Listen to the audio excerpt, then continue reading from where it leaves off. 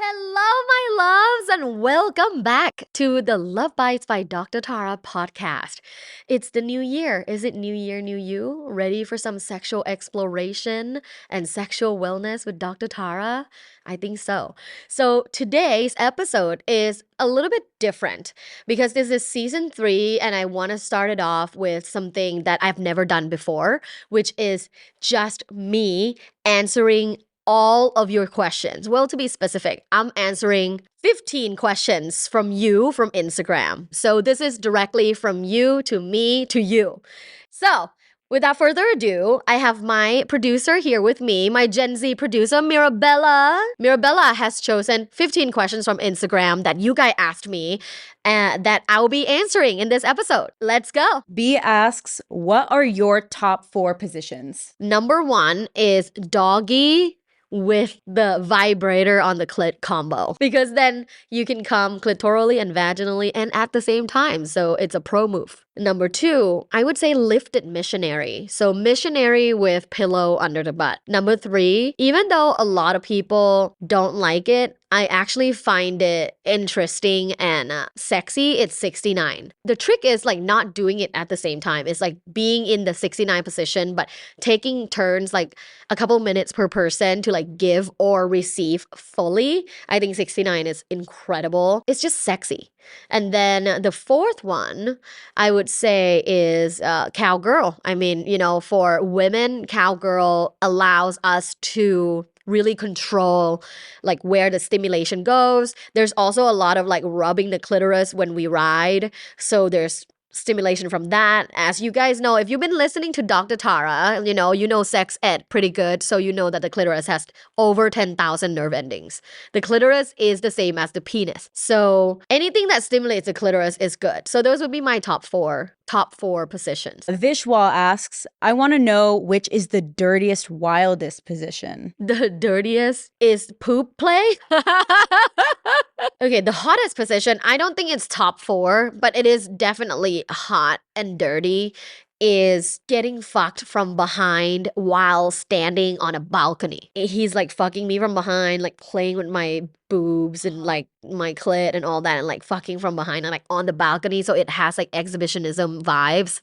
So I think that's the dirtiest, hottest move. And I think it's in a lot of people's fantasies. Okay, All Right asks, I masturbate even though I have a girlfriend. Is that okay? Oh, 100%. I think there is such a myth and shame surrounding like having sex with yourself when you're in a relationship. So like when I ask my clients or friends sometimes like, oh, do you masturbate? They always like kind of look puzzled and like, oh, but I have a partner. Why would I masturbate? Because they're two completely different things.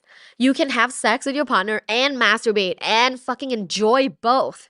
So I'm a big supporter of masturbation, and daily masturbation is healthy. It doesn't have to be daily. It's not a requirement, but if that's something that you want, it is healthy. Or if you just want to masturbate a couple times a week, it's healthy. There's no shame in the masturbation game. For women or people that have vulvas and vaginas, I highly recommend mixing it up with your fingers as well as vibrators of different types. You don't ever want to get used to just one type, because it can cause your brain and body to only respond positively to that one type of vibrator, which can be like problematic later if you don't feel as aroused when you have sex with a partner, right? So you want to mix it up. You want to make sure your body is used to different types of stimulation, and that's why it's important to have many vibrators. For men, there is something called idiosyncratic masturbation, where you get used to just masturbating with your hand. You get used to the tempo, the grip, the sensation of your hand, and it makes you not get aroused when you have sex with your partner, or when you can't get hard, or you can't come with a partner. So similarly, what you want to do is to mix it up when you masturbate. You don't want to always use your hand. What you can use is, and this is one example, you can use a masturbator. This is Stroke from Blush. Check out blushlove.com. But this is just a good example of a stroker.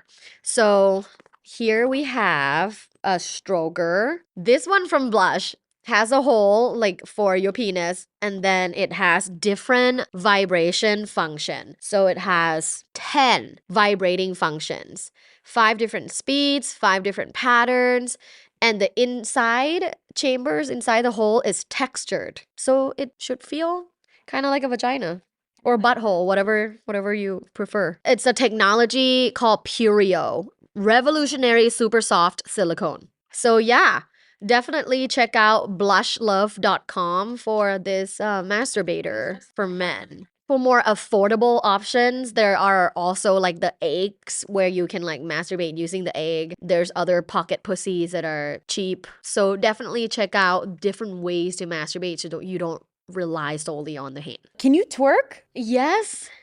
Question mark?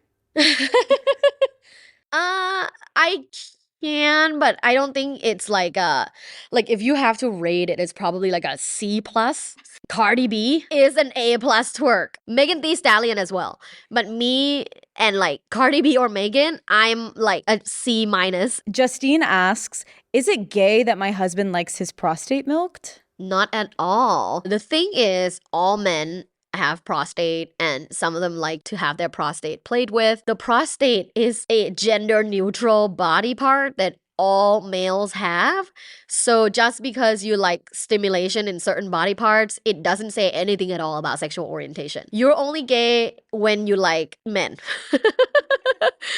Other than that, if you want to get pegged, if you want your prostate milked, if you want your butthole to be played with, it's just a body part. It's a neutral body part that you can play with, that you can have pleasure from, and it has nothing to do with who you love or who you want to be with. Ricky asks, I've been with my girl for 6 years and I can't get close to her booty hole. I did it all, even prayed to God. I pray to God for many things. I've not prayed to God for anal. But for many other things. Yeah. I have been exploring my sexuality and spirituality a lot, and talking to God is just one of them. Okay, so get to the booty hole. If she's not ready, she's not ready. And there's no forcing her, there's no trying to convince someone. When they're not ready, they're just not ready. So I guess the first thing would be, how do you encourage her to feel more comfortable? And I think people feel more comfortable when they have the right information. So I would send her information that are proper information about ass play. Maybe you want to start with eating her ass, right? You don't want to go into like anal sex just yet. Maybe just massaging her butthole or eating ass. I would send her articles about ass eating, maybe clips from this episode, my videos on Instagram and TikTok about ass eating, and then kind of just help her feel comfortable from there, because we all need to feel a little bit comfortable first in order to try anything. So I think first thing before you ask her to try something is to help her feel comfortable by having information. Don't be crass, eat her ass. Gabby asks, how do I know if I finished/orgasm during sex? Oh, okay. I assume Gabby talks about vaginal penetration, because I think if you have clitoral stimulation and you come clitorally, it feels like you have to pee. And some people let it loose, so just go for it. And some people kind of hold it in. Either way, it feels great. Vaginal orgasm, which also, by the way, even in the sexuality realm, like the experts and the researchers and the doctors still can't agree that there's an actual G spot, because the vagina, the whole vulva, the biggest part of the vulva is the whole clitoral network. The clit isn't just a little small top part of the vulva. It's actually the whole system. And I hope Emma can put a picture up. That's like there's 2 legs. The clitoris has 2 legs on the inside of the body and like 10,000 nerve endings. So even like in the vagina, when you say you have vaginal orgasm, it's still like stimulating your clitoral network, because that's the part that feels good. Anyways, okay, vaginal orgasm feels like you have to close your legs. It's contracting like massively, and everything is expanding and constricting and expanding. So when you're coming vaginally, you get like goosebumps in the body, and then you have to like close your legs. And people are confused, like, oh my God, have I ever had it? It's just, if you have to close your legs, you have had an orgasm. Armando asks, I'm like hard 24/7 and I don't know why. It's like unreal. Is there something wrong with me? If you're hard 24/7, there is something wrong with you. You should go see a doctor, sexual medicine specialist to check out your dick because no one is hard 24/7. But I assume that this question is figurative, being a little dramatic. Okay, so like just hard a lot. You are completely fine. It sounds like you may be young, like under 30 years old. It is very common to have a hard on a lot of times and to be able to get aroused from many stimulating factors. Some people watch a movie and there's a kissing scene and they get a hard dick. Some people, go get gas and there's like a hot person next door, they get a hard dick. Some people are in yoga, they see like a butt in front of them, they get a hard dick. So it's completely normal to get hard oftentimes. However, if it starts to be concerning, I always recommend people to go see a sexual medicine specialist because people don't go enough. I didn't go until I was in my 30s. Can you believe it? Rick asks, is it wrong to fantasize about someone else when having sex? I love my girlfriend. It's not wrong. Here's the thing about like sexual fantasy or sexual imagination in general. Humans are highly imaginative. Like we can imagine a lot of things and it's beautiful. The reason why we have all these arts, the culture, the movies, the TV show, the clothing, all of these things are because of imagination. So when it comes to sexual imagination, why are we ashamed? It feels like cheating even though it just pops into your head. I personally don't think so. And also, if it's not something you can stop, it is not your fault. Right? Like if you have an active sexual imagination, you're having sex and there's like a movie scene about another girl pops up in your head, like is that wrong? However, if you're actively trying to fantasize and think about other people while having sex with your partner, there's probably an issue in your sex life with your partner that you should investigate, have a conversation, maybe see a sex coach and see where it can go. Because yeah, if you're constantly trying to think about other people, I think that's problematic and it's a symptom of a deeper issue with your partner. But if it's a sexual imagination that comes up from time to time, I think there's nothing wrong with that. Okay, Marie asks, I'm dating a guy with a small penis and I feel nothing during sex.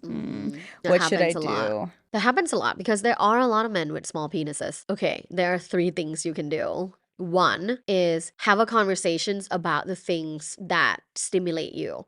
So is it like him licking your clitoris, like fingering you, massaging your butthole, massaging your nipples? Like what part of sex is the most stimulating, and encourage your partner to do more of that part because that doesn't involve a penis. Number 2, if you want, you can have a conversation about him like wearing an extender or using other tools inside your vagina like a dildo. And then 3, one way to explore having sex with your partner that have a small penis is whether they want to play with other people. And this is not to say, oh my God, if you're dating someone with a small penis, you should open up your relationship. Not at all. Because again, I keep telling people, open relationship is not for everybody. It's very, very hard. It's for a very small group of people. Interestingly, there is a concept called monogamish, where from time to time, like small amount, like, monogamish, from time to time, you may have sex with other people based on the consent of both partners. That could be something to talk about if it's available in your relationship. So yeah, those are 3 different options. You can do one, you can do both, you can do all. Up to you. Okay, Mochi asks, if I come in a girl and she takes plan B, does she have to clean the cum that's inside of her? Yes and no. So if you take plan B, which again, you shouldn't, I say again because I think I've said this on my podcast already, but if you're watching me for the first time, you should not take plan B that often. It's called plan B for a reason. It should never be your plan A. It could have health complications later in life. So I don't recommend using plan B often. But let's say you already do, which is fine because I've used it myself. You won't get pregnant most likely. However, you should still clean the cum off of your vagina, as in like you should go pee and try to push it out for hygiene purposes. Barton asks, I'm a virgin and I don't think I'm good in bed. What do you think I should do? It is very common. It's very common to be young and have not had your sexual debut and feel anxious about it. So my first question would be, why are you anxious about it? Is it because you're comparing yourself to porn? Because again, these are sex athletes, okay? And in real life, We don't compare ourselves to other athletes.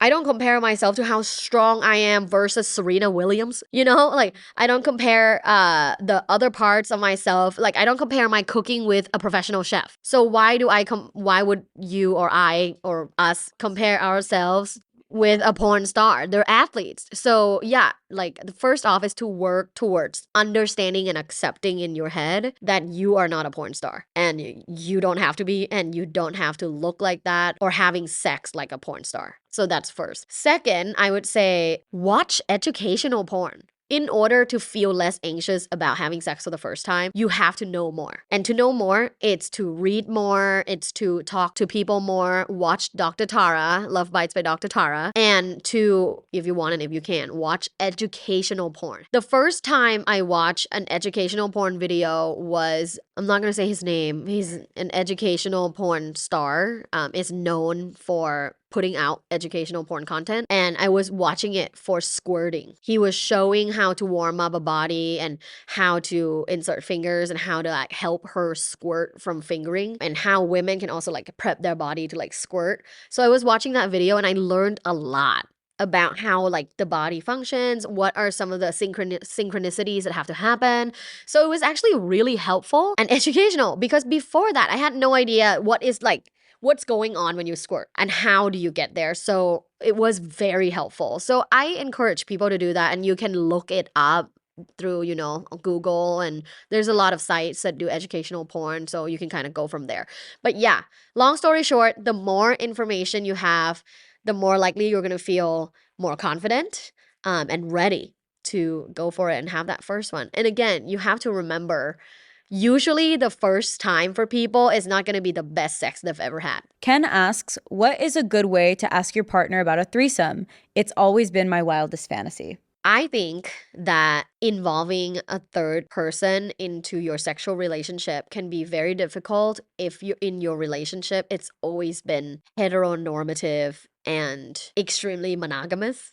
So just so you know, your partner has the right to feel uncomfortable and disagree and not want to do it. However, here is the way that I think is sensitive and mindful to share about your desire, because there's no shame in the threesome game. Like if it's something you want to try, it's on your bucket list, like it's sexual exploration, right? There's no shame in that. So here's a way to share. What I think when it comes to involving other people is it's threatening to your partner. So what you would want to do first thing is when you mention your desire to have a threesome or to try having sex, including a third person, is to say it has nothing to do with your partner. You love your partner very much. You love the sex that you guys are already having. You are, you know, sexually satisfied, but this is a part of sexual exploration that you've always wanted to try. Talk about why you think it's exciting or interesting to try. Talk about how it could bring both of you closer together.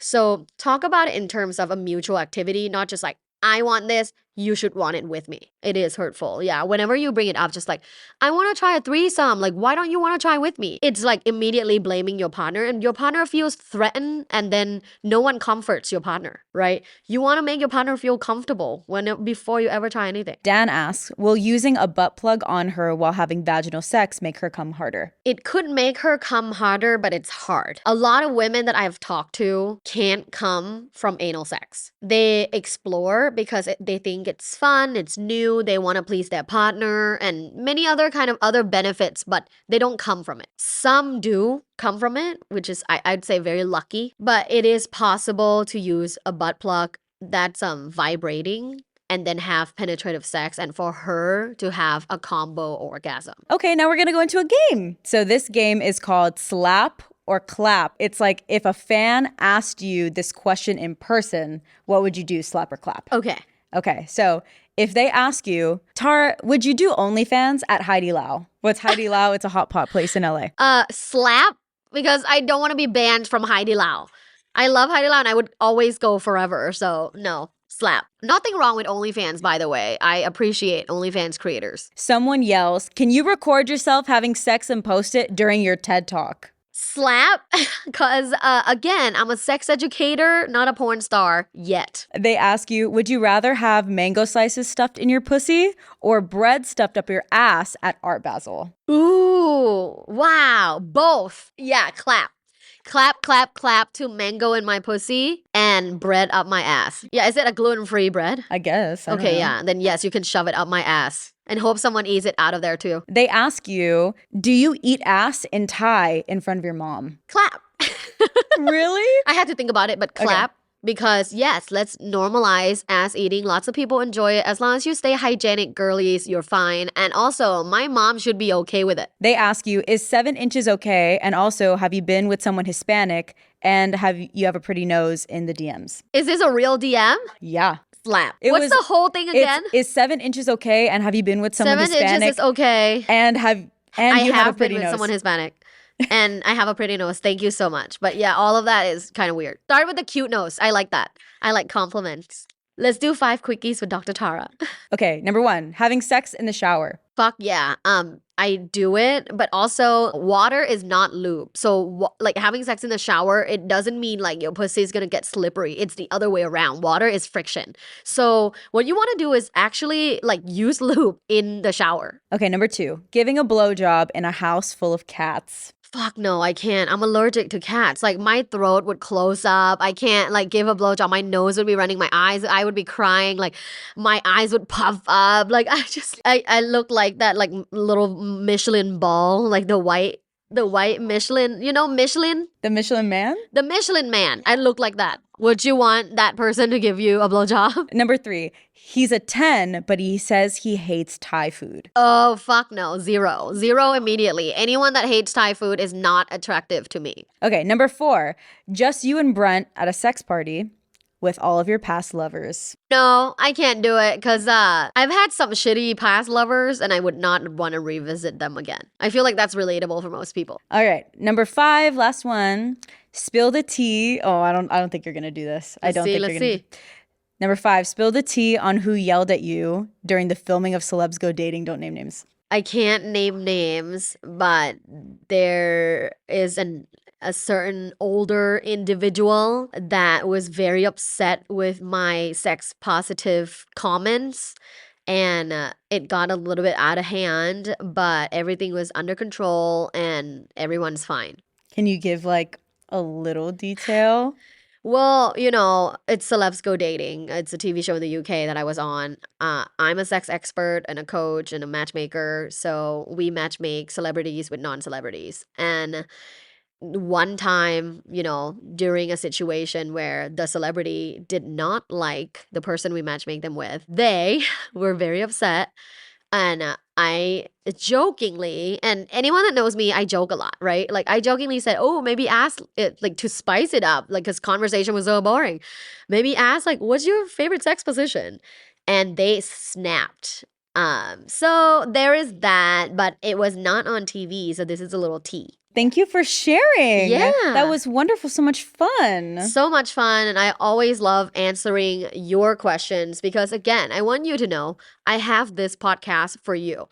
I want to help as many people as possible to feel sexually empowered, to get out of their sexual shame and feel like they can enjoy sex comfortably and feel like they can talk about sex comfortably. So it's the reason why I have this show. So thank you so much for watching and listening to this show. Please like, share, subscribe, comments, all the things because, you know, it keeps us going. It keeps the whole team going, the Luvbites team, and we appreciate you. And for this new year, 2024, I wish you all an extremely orgasmic year. Bye!